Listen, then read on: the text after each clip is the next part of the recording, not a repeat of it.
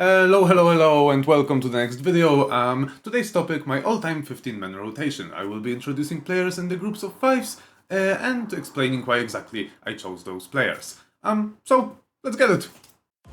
From the Golden State Warriors, a 2-time MVP, a 10-time All-Star, a 10-time All-NBA, 2-time scoring champion, 4-time championship winner as well as a finals MVP, lighting up the court from any point of the floor, the Human Torch, Stephen Curry!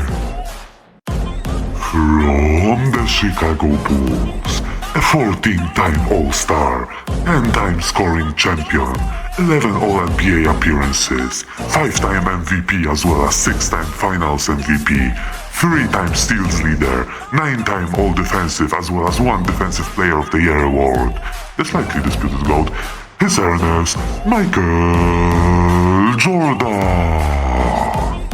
From the Los Angeles Lakers, the 18-time All-Star, 2-time scoring champion, with 12 All-Defensive appearances as well as a part of 15 All-NBA teams, 5-time champion with 2 Finals MVPs as well as a regular season MVP to his name, a beast on both ends of the floor, known for his Hall of Fame mentality, Black Mamba, Kobe Bryant. From the Cleveland Cavaliers, 20-time All-Star and All-NBA, 4-time Finals and 4-time regular season MVP, 1-time assist and scoring leader as well as a 6-time All-Defensive team, also a disputed GOAT, our glorious sunshine, the Bomboclat, LeBron James. And from the Los Angeles Lakers, a 15-time All-Star and 14-time All-NBA, 4-time NBA champion with 3 Finals MVPs as well as a 1-time regular season MVP, 2-time scoring champion and a 3-time All-Defensive player, the most dominant big man to ever step foot on an NBA court, a sheer force in the paint, the Big Diesel, Shaquille O'Neal. So we've got the starting lineup of Curry, MJ, Kobe, LeBron, and Shaq. I think it's pretty self-explanatory, but I will explain it anyways. We've got 2 GOAT candidates, and MJ and LeBron, who have very different styles of play. MJ was a scorer, LeBron is a playmaker, but all in all they complement each other's games well and they would work well on the team together. Then we've got Steph next to them, who's the greatest shooter of all time. He's gonna stretch the floor. He's an average or above average defender, but he's got MJ next to him and Kobe to make up for it, so we're not worried about that. And many people argue that Kobe would be a bit redundant next to MJ, though I very much disagree. Kobe, in my book at least, is the 3rd greatest player of all time. He was an elite defender, he was a great scorer, almost as great as MJ, even better at some aspects, like 3-point shooting. And opposing teams were terrified of MJ, they were terrified of Kobe, so imagine having to play them both at the same time on the same team. I think they would be unstoppable. And to round up the team, I have Shaq, who, in my opinion at least, is the 2nd best center of all time, right behind Kareem. And he was obviously much more unstoppable in the paint and obviously a great shot blocker and a defender. I'm not worried about his lack of 3-point shot, or any shot for that matter, because we do have Curry on the team and we have MJ, Kobe and LeBron, who are all decent shooters, so I think he will be fine. And we've obviously got chemistry of Kobe and Shaq, and slightly of LeBron and Shaq from Cavaliers. When he was trash. But anyways, that's my starting lineup. From the Los Angeles Lakers, a 12-time All-Star as well as a 10-time All-NBA, 5-time NBA champion with 3 Finals MVP awards to his name, 4-time assists leader and 2-time steals leader, as well as 1-time HIV carrier, the 6'9" playmaking maestro, Magic Johnson. From the Seattle Supersonics, a 10-time All-Star and a 2-time All-NBA, a 2-time NBA champion known for his out-of-this-world 3-point shooting ability and one of the clutchest shots in the history of the sport, Ray Allen. From the Toronto Raptors, a 6-time All-Star and a 6-time All-NBA, 2-time NBA champion with 2 Finals MVPs under his belt, 7-time All-Defensive Player with 2 Defensive Player of the Year awards as well as 1 steals leader. The man whose robot-like emotionless face serves as a front to his devious and mischievous defensive prowess and high-level offensive play. The fun guy, Kawhi Leonard. From the Oklahoma City Thunder, they still claim it, that is, a 14-time All-Star and 11-time All-NBA, a 2-time Finals MVP as well as 1-time regular season MVP. 4-time scoring champion, one of the greatest pure scorers to set foot on an NBA court, the Judas, Kevin Durant. And from the Los Angeles Lakers, again, a 19-time All-Star and 15-time All-NBA, 6-time champion with 2 Finals MVPs and 6 regular season MVPs, 11-time All-Defensive Player, 2-time scoring champion and 4-time blocks leader, the user of the unstoppable shot no jutsu, the Tower of Power, Kareem Abdul-Jabbar. So coming off the bench we have Magic Johnson, who I still hold as the greatest point guard of all time. I have Curry at 2. The reason I'm starting Curry is because of his shooting. He fits the team more than Magic, and we also have LeBron starting, who's gonna be a main playmaker, so we don't really need Magic in the starting lineup. So I like the idea of him coming off the bench. He was a great playmaker, so I have surrounded him by shooters to make his job easier. So at the shooting guard position of the bench, we have Ray Allen. And he's obviously the second greatest shooter of all time, but most people remember him as just being a shooter, you know, from his Heat days and a bit from his Celtics days. But in his prime, he was really just a phenomenal scorer overall. And I do realize that, you know, I could have gone with Dwayne Wade, who's the third greatest shooting guard of all time. I could have gone with Harden, but next to Magic, I want someone who can shoot the ball. And Wade wasn't too much of a shooter, and Harden is more of an ISO play, and I don't want Harden to be the main playmaker of the bench. I want it to be Magic, so I went with Ray Allen.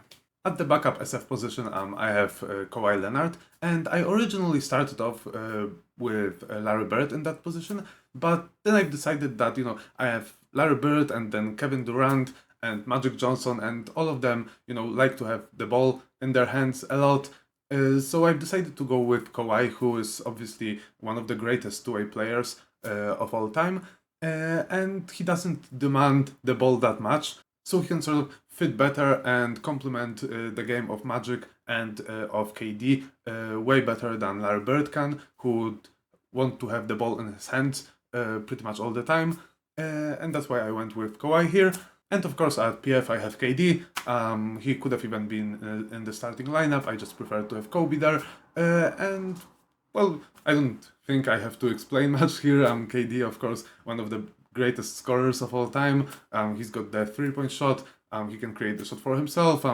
He's a perfect fit next to Magic, so I really like that pick. And then at the backup center position, I have Kareem. And of course, he's the greatest center of all time. But I like him coming off the bench because he has a lot of chemistry with Magic, so they could, you know, cook together on the floor. And I think that, you know, having Ray Allen, having Kawhi, having KD, we don't need to worry about the lack of shooting on the team with Magic and Kareem. And Kareem, of course, a great defender, unstoppable shot. I really like the bench, the look of it. So now we're gonna go for the last 5. From the Oklahoma City Thunder, a 9-time All-Star and a 9-time All-NBA, 1-time regular season MVP, 3-time assist and 2-time scoring leader, with 199 triple-doubles to his name, and the only player to average a triple-double over 4 different seasons. The electrifying, explosive beast, a man who could open all 8 inner gates and burn with the mighty power of youth, the Brody, Russell Westbrook. From the Miami Heat, a 13-time All-Star and 8 All-NBA, 3-time NBA champion with 1 Finals MVP to his name. 3-time All-Defensive Player and 1-time scoring leader. The man who could outrun Barry Allen and claim the nickname The Flash to himself. Dwayne Wade. From the Boston Celtics, a 12-time All-Star and a 10-time All-NBA, a 3-time NBA champion with 2 Finals MVP awards and 3 regular season MVPs, a 3-time All-Defensive Player, a man who was way ahead of his time, a man who, as his nickname rightly so states, is a legend, Larry Bird. From the Dallas Mavericks, a 14-time All-Star and a 12-time All-NBA with a championship and a Finals MVP under his belt, the 7-foot-tall lights-out shooter from Germany, Dirk Nowitzki. And from the San Antonio Spurs, a 15-time All-Star, 15-time All-NBA and 15-time All-Defensive Player, 5-time NBA champion with 3 NBA Finals MVPs to his name, as well as 2 regular season MVPs. The man who has perfected all aspects of the game of basketball. The man who under any circumstance could not have been omitted from this team. The big fundamental, Duncan. So as you see in the last 5 players, to round up the team, we have Russell Westbrook, Dwayne Wade, Larry Bird, Dirk Nowitzki and Tim Duncan.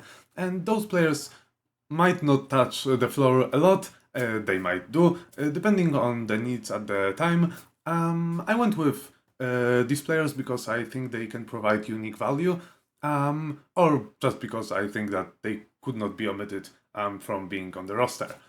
So I went with Russell Westbrook because he provides a unique value to the team. We had shooting in Curry, we had playmaking in Magic, and now we get an explosive guard who can, easily get to the paint, dunk on everybody. He was beast in his prime with elite athleticism, and he was, an all-around guy who could just help a team in any way that the team needed. Dwayne Wade, also a really explosive player, but I went with him because, first of all, he could not have been omitted from the team.